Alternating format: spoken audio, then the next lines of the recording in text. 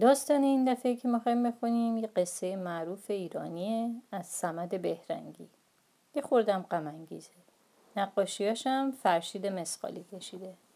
اسمش هست ماهی سیاه کوچولو. شب چله بود. شب چله یعنی چی؟ شب چله طولانی ترین شب ساله. آخرین شب پاییز. ته دریا ماهی پیر 12,000 تا از بچه ها و نوه هاشو دور خودش جمع کرده بود و براشون قصه میگفت. یکی بود یکی نبود. یه ماهی سیاه کوچولو بود که با مادرش توی جویبار زندگی میکردن.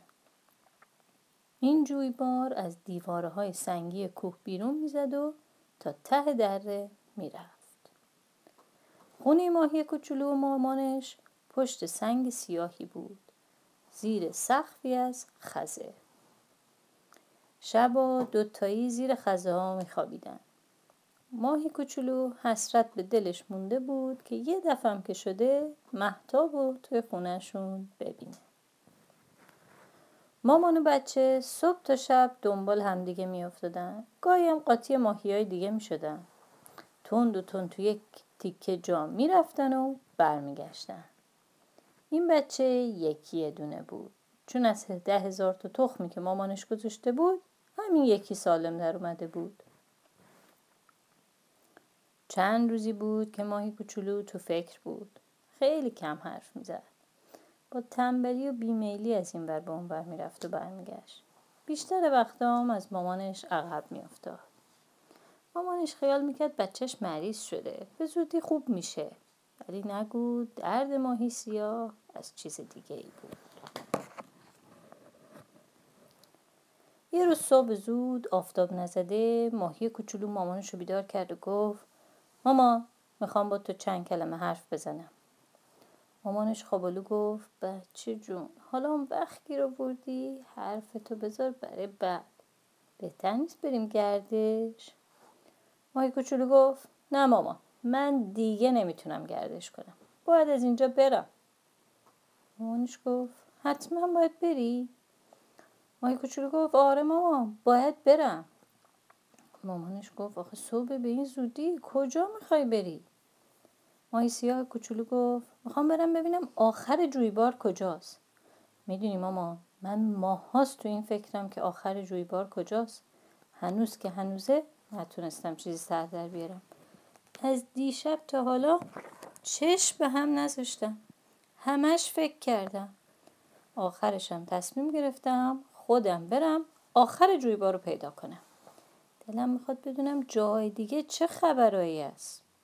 مامانش خندید و گفت منم وقتی بچه بودم خیلی از این فکر را میکردم. آخه جونم جویبار که اول و آخر نداره، همینه که هست. جویبار همیشه روونه، به هیچ جام نمیرسه. ماهی سیاه کوچولو گفت آخه مامان جون مگه نه اینکه همه چیزی به آخر میرسه. شب به آخر میرسه، روز به آخر میرسه، هفته، ماه، سال. مامانش پرید وسط حرفشو گفت این حرفای گنده گنده رو بذار کنار، پاشو بریم گردش. حالا موقع گردشه نه این حرفا. ماهی سیاه کوچولو گفت نه مامان، من دیگه از این گردشا خسته شدم. میخوام راه بیفتم برم ببینم جاهای دیگه چه خبرایی هست. ممکنه فکر کنی یه کسی این حرفا رو به ماهی کوچولو یاد داده ها، ولی بدون من خودم خیلی وقت تو این فکرم. البته یه چیزایی هم از این اون یاد گرفتم. مثلا فهمیدم که بیشتر ماهیا موقع پیری شکایت میکنن که زندگیشون رو بی خودی تلف کردن. دائم ناله و نفرین میکنن. از همه چی شکایت دارن. من میخوام بدونم راستی زندگی یعنی این که توی یه تیکه جا هی بری و برگردی تا پیر شی؟ دیگه هیچی؟ یعنی اینطوری توی دنیا میشه زندگی کرد؟ وقتی حرفای ماهی کوچولو تموم شد مامانش گفت بچه جون مگه به سرت زده؟ دنیا دنیا دنیا دیگه یعنی چی؟ دنیا همینجاست که ما هستیم. زندگی هم همینه که ما داریم. تو این وقت ماهی بزرگی به خونه اونا نزدیک شد و گفت همسایه، سر چی با بچت بگو مگو میکنی؟ انگار امروز خیال گردش کردن نداریم. مامان ماهی به صدای همسایه از خونه آمد بیرون. گفت چه سوال و زمونه‌ای شده؟ حالا دیگه بچه‌ها میخوان به ماماناشون چیز یاد بدن. همسایه گفت چطور مگه؟ مامان ماهی گفت ببین این نیم وجبی کجاها میخواد بره؟ دائم میگه میخوام برم ببینم دنیا چه خبره. چه حرفای گنده گنده ای؟ همسایه گفت کوچولو ببینم تو از کی تا حالا عالم و فیلسوف شدی؟ ما رو خبر نکردی؟ ماهی کوچولو گفت خانوم من نمیدونم شما عالم و فیلسوف به چی میگین. من فقط از این گردشا خسته شدم. نمیخوام به این گردشای خسته کننده ادامه بدم. الکی خوش باشم. یه دفعه چشم باز کنم ببینم مثل شماها پیر شدم. هنوزم همون ماهی چشم و گوش بستم که بودم. همسایه گفت واه چه حرفا. مامانش گفت من هیچ وقت فکر نمی کردم بچه یکی دونم اینطوری از آب در بیاد. نمیدونم کدوم بدجنسی زیر پای بچه نازنینم نشسته. ماهی کوچولو گفت هیچ کس زیر پای من نشسته. من خودم عقل و هوش دارم میفهمم. چش دارم میبینم. همسایه به مادر ماهی کوچولو گفت خواهر اون حلزون پیچ پیچه یادت میاد؟ مامانش گفت آره خوب گفتی. زیادی پاپه بچم میشد. بگم خدا چی کارش نکنه. ماهی کوچولو گفت بس کن مادر اون رفیق من بود. مامانش گفت رفاقت ماهی و حلزون دیگه نشنیده بودیم. ماهی کوچولو گفت منم دشمنی ماهی و حلزون نشنیده بودم اما شما سر اون بیچاره رو زیر آب کردیم. همسایه گفت این حرفا مال گذشته است. ماهی کوچولو گفت شما خودتون حرف گذشته رو پیش کشیدین. مادرش گفت حقش بود بکشیمش. یادت رفته اینجا اونجا که میشست چه حرفایی میزد؟ ماهی کوچولو گفت پس منم بکشین چون منم همون حرفا رو میزنم. چه درد سرتون بدم. صدای بگو مگو ماهی های دیگرم اونجا کشون. حرفای ماهی کوچولو همه رو عصبانی کرده بود. یکی از ماهی پیرها گفت خیال کردی به تو رحم میکنیم؟ یکی دیگه گفت فقط یک گوشمالی کوچولو میخواد. مادر ماهی سیاه گفت برین کنار دست به بچم نزنین. یکی دیگه گفت خانوم وقتی بچه تو اونطوری که لازمه تربیت نمی کنی باید سزاشو هم ببینی. همسایه گفت من که خجالت میکشم همسایه شما باشم. یکی دیگه گفت تا کارش به جاهای باریک نکشیده بفرستیمش پیش حلزون پیچ پیچیه. ماهی‌ها تا اومدن ماهی سیاه کوچولو رو بگیرن دوستاش اونو دوره کردن و از معرکه بیرونش بردن. مادر ماهی سیاه تو سر و سینش میزد و گریه میکرد و میگفت وای بچم داره از دستم میره چی کار کنم چه خاکی به سرم بریزم. ماهی کوچولو گفت مامان برای من گریه نکن به حال این پیر ماهی های درمونده گریه کن. یکی از ماهی ها از دور داد کشید توهین نکن نیم وجبی. دومی گفت اگه بری و بعد پشیمون بشی دیگه رات نمیدیم. سومی گفت اینا حفظهای دوره جوونیه نرو. چهارمی گفت مگه اینجا چه عیبی داره؟ پنجمی گفت دنیای دیگه در کار نیست دنیا همینجاست برگرد. ششمی گفت اگه سر عقل بیای و برگردی اون وقت باورمون میشه که راستی ماهی فهمیده هستی. هفتمی گفت آخه ما به دیدن تو عادت کردیم. مادرش گفت به من رحم کن نرو. ماهی کوچولو دیگه با اونا حرفی نداشت. چند از دوستای همسن و سالشون رو تا آبشار همراهی کردن و از اونجا برگشتن. ماهی کوچولو وقتی از اونا جدا میشد گفت دوستان به امید دیدار فراموشم نکنیم. دوستاش گفتن چطور میشه فراموشت کنیم؟ تو ما رو از خواب خرگوشی بیدار کردی. به ما چیزایی یاد دادی که پیشتر از این فکرش هم نمی کردیم. به امید دیدار دوست دانا و بیباک. ماهی کوچولو از آبشار پایین اومد و افتاد توی برکه پر آب. اولش دست و پاشو گم کرد اما بعد شروع کرد شنا کردن و دور برکه گشت زدن تا اون وقت ندیده بود که اون همه آب یه جا جمع بشه. 1000 تا کفچه ماهی تو آب وول میخوردن. ماهی سیاه کوچولو رو که دیدن مسخرش کردن. گفتن ریختشو باش، تو دیگه چه موجودی هستی؟ ماهی خوب براندازشون کرد و گفت خواهش میکنم توهین نکنین.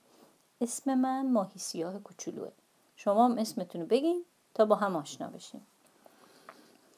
یکی از کفچه ماهی ها گفت ما هم دیگر کفچه ماهی صدا میکنیم. یکی دیگه گفت دوروی اصل و نسب. یکی دیگه گفت از ما خوشگلتر تو دنیا پیدا نمیشه. یکی دیگه گفت مثل تو بیریخت و بدقیافه نیستیم. ماهی گفت من خیال نمی کردم شما انقدر خود پسند باشین. باشه من شما رو میبخشم چون این حرفا رو از رو نادونی میزنیم. کفچه ماهی های صدا گفتن یعنی ما نادونیم؟ ماهی گفت اگه نادون نبودین میدونستین تو دنیا خیلی دیگه هم هستن که ریختشون برای خودشون خیلی هم قشنگه. شما حتی اسمتون هم مال خودتون نیست. کفچه ماهی ها خیلی عصبانی شدن. ولی دیدن ماهی کوچولو راست میگه. از یه در دیگه در اومدن. گفتن اصلا تو بی خودتو به در و دیوار میزنی. ما هر روز از صبح تا شب دنیا رو میگردیم. غیر از خودمون و پدر و مادرمون هیچ کس رو نمیبینیم. مگه کرمای ریزه. اونا هم که حساب نیستن. ماهی گفت شما که نمیتونین از برکه بریم بیرون چطور از دنیا گردیدن میزنی؟ کفچه ماهی ها گفتن مگه غیر از برکه دنیای دیگه هم داریم؟ ماهی گفت دست کم باید فکر کنین این آب از کجا به اینجا میاد؟ خارج از آب چه چیزایی هست؟ کفچه ماهی ها گفتن خارج از آب دیگه کجاست؟ ما که هیچ وقت خارج از آب رو ندیدیم. به سرت زده بابا. ماهی سیاه کوچولو هم خندش گرفت. فکر کرد بهتره کفچه ماهی ها رو به حال خودشون بذاره و بره. بعد فکر کرد بهتره با مامانشون هم 2 کلمه حرف بزنه. پرسید حالا مامانتون کجاست؟ یه دفعه صدای قورباغه از جا پروندهش. قورباغه لب برکه روی سنگ نشسته بود. جست زد و اومد تو آب. پیش ماهی گفت من اینجا، فرمایش؟ ماهی گفت سلام خانم بزرگ. قورباغه گفت حالا چه وقت خودنمایی موجود بی اصل و نسب؟ بچه گیر آوردی داری حرفای گنده گنده میزنی؟ من دیگه اونقدر عمر کردم که بفهمم دنیا همین برکه است. بهتری بری دنبال کارتو، بچه‌های من از راه به در نبری. ماهی کوچولو گفت 100 تا از این عمرام که بکنی بازم یه قورباغه نادون و درمونده بیشتر نیستی. قورباغه عصبانی شد. جست زد طرف ماهی سیاه کوچولو. ماهی تکون تندی خورد و مثل برق در رفت لای لجنه و کرمای ته برکه قایم شد. دره پر از پیچ و خم بود. جویبارم آبش چند برابر شده بود. اما اگه میخواستی از بالای کوته دره رو نگاه کنی جویبار رو مثل یه نخ سفید میدیدی. یه جا تخت سنگ بزرگی از کوه جدا شده بود و افتاده بود ته دره و آب و 2 قسمت کرده بود. یه مارمولک درشت اندازه 1 کف دست شکمش رو به سنگ چسبونده بود. از گرمی آفتاب کیف میکرد. نگاه میکرد به خرچنگ. یه خرچنگ گرد و درشتی که نشسته بود روی شنای ته آب. اونجا که عمق آب کمتر بود داشت قورباغه‌ای رو که شکار کرده بود میخورد. ماهی کوچولو چشمش افتاد به خرچنگ و ترسید. از دور سلام کرد. خرچنگ چپ چپ بهش نگاه کرد و گفت چه ماهی با ادبی، بیا جلو کوچولو بیا. ماهی کوچولو گفت من میرم دنیا رو بگردم، هیچم نمیخوام شکار جنابالی بشم. خرچنگ گفت تو چرا انقدر بدبین و ترسوی ماهی کوچولو؟ ماهی گفت من نه بدبینم نه ترسو. من هر چی که چشمم میبینه عقلم میگه به زبون میگم. خرچنگ گفت خب بفرمایید ببینم چشم شما چی دید و عقلتون چی گفت که خیال کردید ما میخوایم شما رو شکار کنیم؟ ماهی گفت که خودتو به اون راه نزن. خرچنگ گفت منظورت قورباغه است؟ تو هم که پاک بچه شدی بابا. من با قورباغه ها لجم، برای همین شکارشون میکنم. دونی اینا خیال میکنن تنها موجودات دنیا، خوشبختم هستن. من میخوام بهشون بفهمم که دنیا واقعا دست کیه. پس تو دیگه نترس جانم، بیا جلو بیا. خرچنگ این حرفا رو گفت و پسکی رو افتاد طرف ماهی کوچولو. اونقدر خنده‌دار راه میرفت که ماهی بی اختیار خندش گرفت و گفت بیچاره تو که هنوز راه رفتن بلد نیستی، از کجا میدونی دنیا دستی کیه؟ ماهی سیاه از خرچنگ فاصله گرفت. یه سایه افتاد رو، یه دفعه یه ضربه محکمی خرچنگ رو تو شنا فرو کرد. مارمولک از قیافه خرچنگ انقدر خندش گرفت که لیز خورد و نزدیک خودش هم بیفته تو آب. خرچنگ دیگه نتونست بیرون بیاد. ماهی کوچولو دید پسر بچه چوپانی لب آب وایساده و به اون و خرچنگ نگاه میکنه. یه گله و بز و گوسفند به آب نزدیک شدن. کوزه هاشون رو تو آب فرو کردن. صدای معمه و بعبع دره رو پر کرده بود. ماهی سیاه کوچولو اونقدر صبر کرد تا بزا و گوسفندا آبشون خوردن و رفتن. اون وقت مارمولک رو صدا کرد و گفت مارمولک جان، من ماهی سیاه کوچولویی هستم که میرم آخر جویبار رو پیدا کنم. فکر میکنم تو جونور عاقل و دانایی باشی. اینی که میخوام یه چیزی ازت بپرسم. مارمولک گفت هر چی میخوای بپرس. ماهی گفت تو راه منو از مرغ سقا و اره ماهی و پرنده ماهی خار میترسوندن. تو چیزی درباره اینا میدونی؟ به من بگو. مارمولک گفت اره ماهی و پرنده ماهی خار این طرفا پیداشون نمیشه. مخصوصا اره ماهی تو دریا زندگی میکنه. اما سقاک همین پایینا ممکنه باشه. مبادا فریبشو بخوری و تو کیسش بری یا. ماهی گفت چه کیسه ای؟ مارمولک گفت مرغ سقا زیر گردنش یک کیسه داره که خیلی آب میگیره. اون تو آب شنا میکنه. گاهی ماهی ها ندونسته وارد کیسهش میشن. یه راست میرن تو شکمش. البته اگه مرغ سقا گرسنش نباشه ماهی ها رو تو همون کیسه ذخیره میکنه. بعداً میخوره. ماهی گفت حالا اگه ماهی وارد کیسه شد دیگه راه بیرون اومدن نداره؟ مارمولک گفت هیچ راهی نیست مگه اینکه کیسه رو پاره کنه. من یه خنجری به تو میدم که اگه گرفتار مرغ سقا شدی این کارو بکنی. اون وقت مارمولک توی شکاف سنگ خزید و با خنجر خیلی ریزی برگشت. ماهی کوچولو خنجر رو گرفت. گفت مارمولک جان خیلی مهربونی. من نمیدونم چجوری ازت تشکر کنم. مارمولک گفت تشکر لازم نیست جانم. من از این خنجرها خیلی دارم. وقتی بیکار میشم میشینم از تیغ گیاها خنجر میسازم و به ماهیای دانایی مثل تو میدم. ماهی گفت مگه قبل از منم ماهی از اینجا گذشته؟ مارمولک گفت خیلی ها گذشتن. اونا حالا دیگه برای خودشون دسته شدن. مرد ماهیگیر رو به تنگ آوردن. ماهی سیاه گفت میبخشی حرف میاره، به حساب فضولیم نذاری یا. بگو ببینم ماهیگیر رو چطوری به تنگ آوردن؟ مارمولک گفت آخه نه که همه با همن. همین که ماهیگیر تور میندازه وارد تور میشن و تور رو با خودشون میکشنن و میبرن ته دریا. مارمولک گوششو گذاشت رو شکاف سنگ و گوش داد. گفت من دیگه مرخص میشم، بچه‌هام بیدار شدن. مارمولک رفت توی شکاف سنگ و ماهی سیاه ناچار شد راه بیفته. اما همینطور سوال پشت سر سوال بود که دائم از خودش میکرد. ببینم راستی جویبار به دریا میریزه؟ نکنه که سقاک زورش به من برسه؟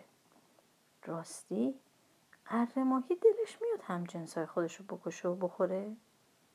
پرنده ماهی خار دیگه چه دشمنی با ما داره؟ ماهی کوچولو شنا کنان میرفت. فکر میکرد. توی هر وجب راه یه چیز تازه میدید و یاد میگرفت. حالا دیگه خوشش میومد ملق زنان از آبشارا بیفته و باز شنا کنه. گرمی آفتاب و پشت خودش حس میکرد و قوی تر میشد. یه جا یه آهوی با عجله آب میخورد. ماهی کوچولو سلام کرد و گفت آب خوشگله، چه عجله داری؟ آهو گفت شکارچی دنبالم کرده، یه گوله‌ام بهم زده، اینهاش. ماهی کوچولو جای گوله رو ندید، اما از لنگ لنگ زدن آهو فهمید که راست میگه. یه جا لاک پشتا تو گرمای آفتاب چرت میزدن. یه جای دیگه قهقهه کبکا تو دره میپیچید. عطر علفای کوهی تو هوا موج میزد و قاطی آب میشد. بعد از ظهر به جای رسید که دره پهن میشد. آب وسط یه بیشه میگذشت. آب اونقدر زیاد شده بود که ماهی سیاه راستی کیف میکرد.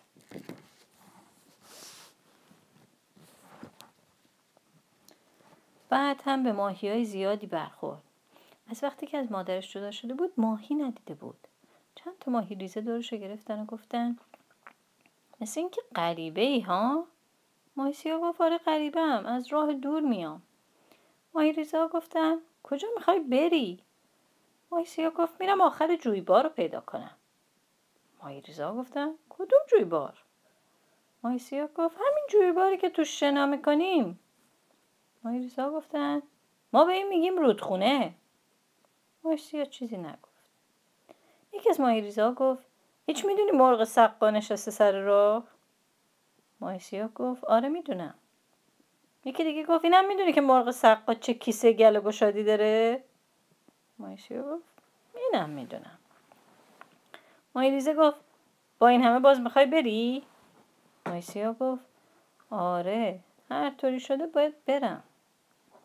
به زودی میون ماهی ها چو افتاد که ماهی سیاه کوچولویی از راه دور اومده و میخواد بره آخر رودخونه رو پیدا کنه.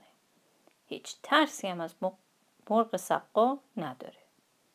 چند از ماهی ریزه ها وسوسه شدن که با ماهی سیاه برن، اما از ترس بزرگترا صداشون در نیامد. چند تا هم گفتن اگه مرغ سقا نبود بات می اومدیم. ما از کیسه مرغ سقا می ترسیم. لب رودخونه یه ده بود. زن و دخترای ده توی رودخونه ظرف و لباس می شستن. ماهی کوچولو یه مدت به صدای اونا گوش داد. یه مدت هم آبتنی بچه ها رو تماشا کرد. بالاخره راه افتاد. رفت تا شب شد. زیر یه سنگ گرفت خوابید. نصف شب بیدار شد. دید ماه توی آب افتاده. همه جا رو روشن کرده. ماهی سیاه کوچولو ماه رو خیلی دوست داشت. شبهایی که ماه توی آب میافتاد ماهی دلش میخواست از زیر خزه ها بیرون بره و چند کلمه باش حرف بزنه. اما هر دفعه مامانش بیدار میشد و اونو زیر خزه ها میکشید و دوباره میخوابوند. ماهی کوچولو پیش ماه رفت و گفت سلام ماه خوشگلم. ماه گفت سلام ماهی سیاه کوچولو، تو کجا؟ اینجا کجا؟ ماهی گفت جهانگردی میکنم. ماه گفت جهان خیلی بزرگه، تو نمیتونی همه جا رو بگردی. ماهی گفت باشه، هر جا که تونستم میرم.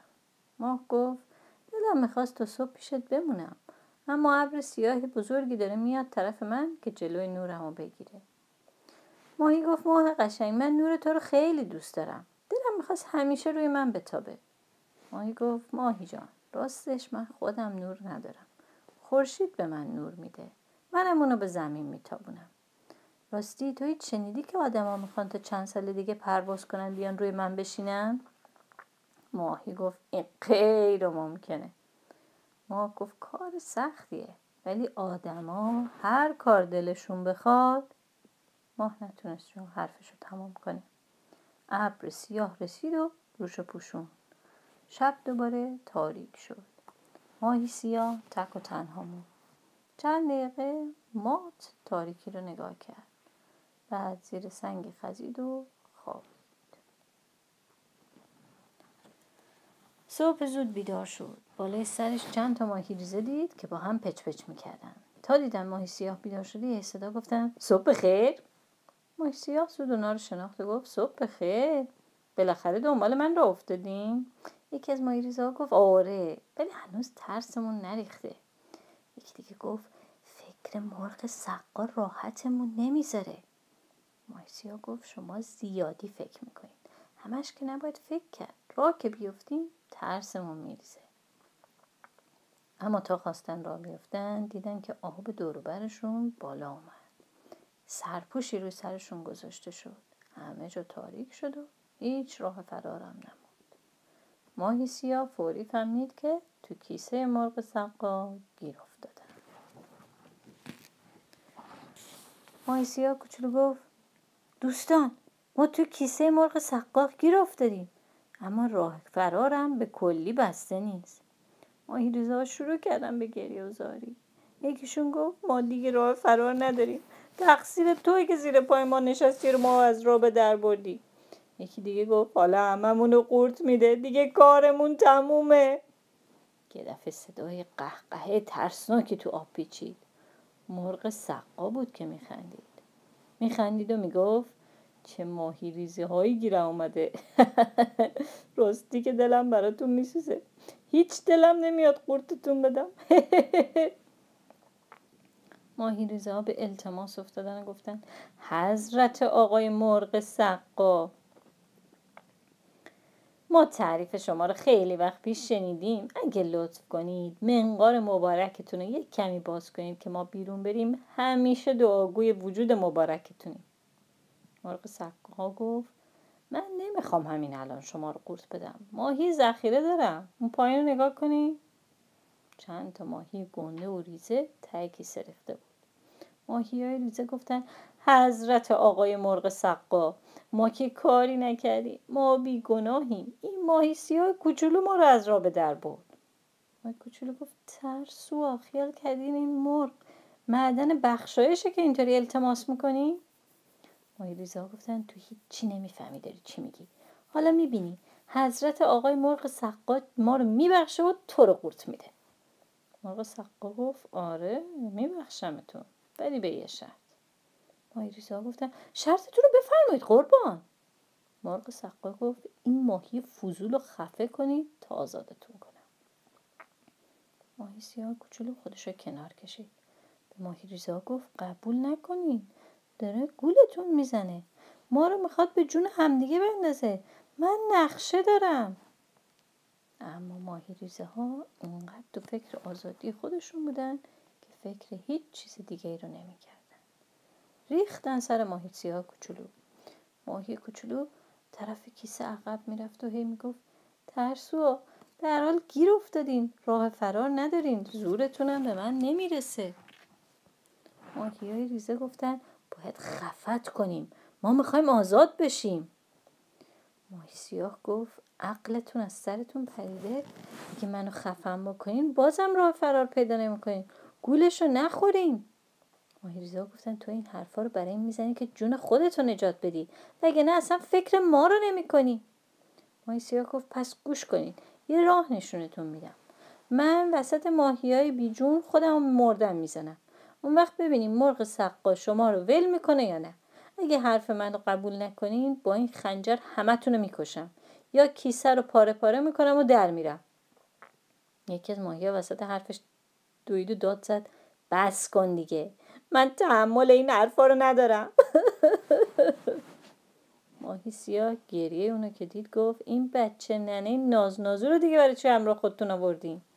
بعد خنجرشو در آورد و جلوی چشم ماهی‌های ریزه گرفت. اونا هم مجبور شدن پیشنهاد ماهی کوچولو رو قبول کنن. دروغکی با هم یه زد و خورد کردن. ماهی سیاه خودشو زد به مردن و اونا آمدن بالا و گفتن حضرت آقای مرغ سقا، ماهی سیاه فضول رو خفه کرد. مرغ سقا خندید و گفت کار خوب کردین، حالا برای اینکه جایزتون که همه‌تون زنده زنده قورت میدم که توی دلم یک گردش حسابی بکنین. ماهی ریزا دیگه فرصت نکردن، به سرعت برق از گلوی مرغ سقا رد شدن و کارشون ساخته شد. اما ماهی سیاه همون وقت خنجر رو کشید و با یه ضربه دیواره کیسه رو پاره کرد و در رفت. مرغ سقا از درد داد میکشید، سرش رو به آب کوبید، ولی نتونست دنبال ماهی سیاه کوچولو بکنه. ماهی سیاه رفت و بازم رفت تا زور شد. حالا دیگه کوه و دره تموم شده بود و رودخونه از دشت هموار میگذشت. از چپ و راست چند رودخونه کوچیک دیگه هم بهش پیوسته بودن و آبش چند برابر شده بود. ماهی سیاه از فراوانی آب کیف میکرد. یه دفعه به خودش اومد و دید آب ته نداره. این بر رفت، اون بر رفت، به هیچ جا نخورد. اونقدر آب بود که ماهی کوچولو توش گم شده بود. هر طور که دلش خواست شنا کرد، بازم سرش به جای نخورد. یه دفعه دید یه حیوان دراز و بزرگ مثل برق به طرفش حمله میکنه. یه اره دودم جلوی دهنش بود. ماهی کوچولو فکر کرد همین حالاست که اره ماهی تیکه تیکش بکنه. زود به خودش جنبید و جا خالی کرد. اومد روی آب. بعد از یه مدت دوباره رفت زیر آب که ته دریا رو ببینه. وسط راه به گله ماهی برخورد. هزار تا ماهی. از یکشون پرسید رفیق، من غریبم، از راه دور میام، اینجا کجاست؟ ماهی دوستاشو صدا زد و گفت نگاه کنین، یکی دیگه. بعد به ماهی سیاه گفت رفیق، به دریا خوش اومدی. یکی دیگه از ماهی‌ها گفت همه رودخونه ها و جویبارا به اینجا میرسن، البته بعضیاشون هم میرن تو باطلاق. یکی دیگه گفت هر وقت دلت خواست میتونی داخل دسته ما بشی. ماهی سیاه کوچولو خوشحال بود که به دریا رسیده. گفت اول یه گشتی میزنم، بعد میام پیش دسته شما. دلم میخواد این دفعه که تور ماهیگیر رو بردید کف دریا، منم همراه شما باشم. یکی از ماهی‌ها گفت همین زودیا به آرزوت میرسی. حالا برو گشت تو بزن. اما اگه روی آب رفتی مواظب مرغ ماهیخوار باش که این روزا دیگه از هیچ چی نمیترسه. هر روز تا 4 تا 5 تا ماهی شکار نکنه دست از سر ما بر نمیداره. اون وقت ماهی سیاه از دسته ماهی‌های دریا جدا شد و خودش شنا کردن شروع کرد که یک کمی بعد اومد سطح دریا. آفتاب گرمی بود. ماهی سیاه کوچولو گرمی آفتاب پشت خودش حس میکرد و کیف میکرد. آروم و خوش تو سطح دریا شنا میکرد و به خودش میگفت مرگ همیشه میتونه بیاد سراغ من، اما من تا میتونم زندگی کنم نباید به پیشواز مرگ برم. اگه حالا یه وقتی هم مجبور شدم با مرگ روبرو بشم که بالاخره میشم، مهم نیست. مهم اینه که زندگی یا مرگ من چه اثری تو زندگی بقیه داشته باشه. ماهی سیاه کوچولو نتونست فکر و خیالاشو بیشتر از این دنبال کنه. ماهی خوار اومد و اونو برداشت و برد. ماهی کوچولو لای منقار دراز ماهی خوار دست و پا میزد، اما نمیتونست خودشو نجات بده. ماهی خوار کمرشو همچین سفت و سخت گرفته بود که جونش داشت در میرفت. آخه یه ماهی کوچولو چقدر میتونه بیرون از آب زنده بمونه؟ ماهی فکر کرد که کاش ماهی خوار همین الان قورتش بده. دست کم آب و رطوبت داخل شکم چند دقیقه جلوی مرگشو میگیره. با این به فکر به ماهی خوار گفت چرا من زنده قورت نمیدی؟ من از اون ماهیایی هستم که بعضی که مردن بدنشون پر از زهر میشه ها. ماهی خوار هیچی نگفت. فکر کرد ای حقه باز، چه کلکی تو کارته، نکنه میخوای منو به حرف بیاری که در بری. خشکی از دور پیدا بود، نزدیک و نزدیکتر میشد. ماهی سیاه فکر کرد که به خشکی برسیم دیگه کارم تمومه. این بود که گفت میدونم میخوای منو برای بچت ببری، اما اگه ما برسیم به خشکی من مردم، بدنم کیسه پر زهر شده، چرا به بچه‌هات رحم نمی کنی؟ ماهی خوار فکر کرد احتیاطم کار خوبیه، خودم تو رو میخورم، برای بچه‌هام یه ماهی دیگه میگیرم، اما ببینم کلکی تو کار نباشه. نه هیچ کار نمیتونی بکنی. تو همین فکرها بود که دید بدن ماهی سیاه شل و بی حرکت شده. با خودش فکر کرد یعنی مرد؟ حالا خودم هم نمیتونم بخورمش. ماهی به این نرم و نازکی رو بی خود حروم کردم. این بود که ماهی سیاه رو صدا زد که بگه آهای کوچولو، هنوز نیمه جونی داری که بتونم بخورمت؟ اما نتونست حرفش رو تموم کنه، چون همین که منقارش رو باز کرد ماهی سیاه جستی زد و پایین افتاد. ماهی خار دید بدجوری کلاه رفته سرش. افتاد دنبال ماهی سیاه کوچولو. ماهی مثل برق تو هوا شیرجه میرفت. از اشتیاق اینکه برسه به دریا بیخود شده بود. دهن خشکش باد دریا میرفت و خوشحال بود. اما تا رفت تو آب و نفسی تازه کرد، ماهی خار مثل برق رسید و این بار چنان به سرعت ماهی رو شکار کرد و قورت داد که ماهی تا مدتی نفهمید چه بلایی سرش اومده. فقط فکر میکرد که همه جا مرطوب و تاریکه. هیچ راهی نبود. صدای گریه میومد. وقتی چشماش به تاریکی عادت کرد، یه ماهی ریزه خیلی کوچولو دید که گوشه کس کرده بود و گریه میکرد. مامانشو میخواست. ماهی سیاه نزدیک شد و گفت کوچولو پاشو یه فکر چاره بکن.